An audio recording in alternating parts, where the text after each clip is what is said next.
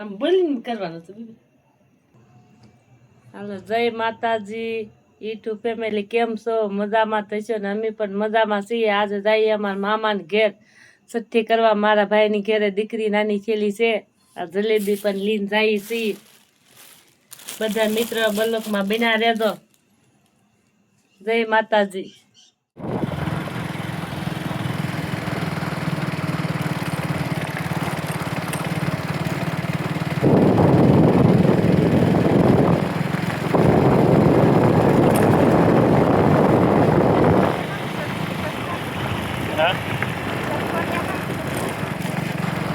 શંકરિયા